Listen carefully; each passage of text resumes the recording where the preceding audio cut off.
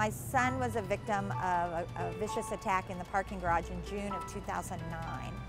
The ordinance passed in April of 2010 to approve safety cameras, and then the council voted to fund the cameras in May of 2011, and the cameras were put up in June of 2011.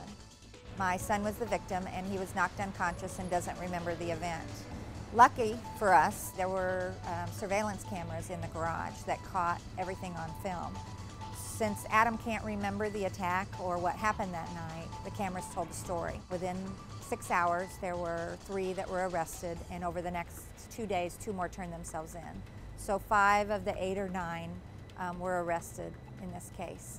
And the cameras were critical in the arrests because Adam couldn't describe who knocked him out and robbed him and what all happened. So the cameras told the story.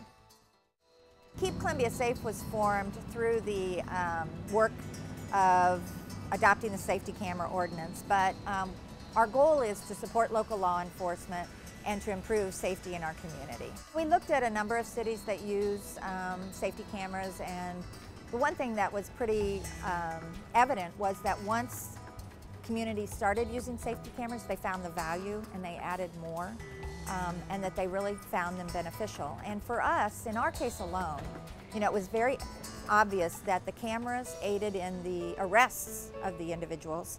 Then they aided in prosecution. And the third is that we used the video already at a parole hearing to show the seriousness of the crime.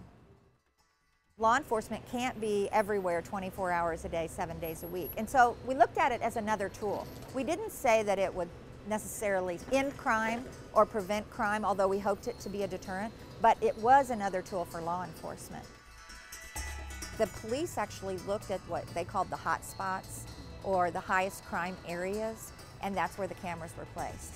And when we were campaigning throughout the whole process, we said, we really want to use them in the hot spots, and we want to use them particularly for evidence where it's hard to dispute. And if you look at so many crimes these days, whether it's murders, abductions, assaults, most of the time cameras are involved in solving the case. The way that I always described it was, in a perfect world, I wouldn't want cameras either. But I know for a fact that they were instrumental in catching my son's attackers. And I think, no one would argue that that's what we want, is to catch the bad guys. Well, I don't like to go through airport security either, but I do, so that I'll be safe. And that's how I look at these safety cameras. Hopefully they won't be used. And you can't prove a negative. You can't prove something didn't happen because the cameras were there. So it's a really hard thing to prove, but we do know for a fact they're beneficial in helping solve crime.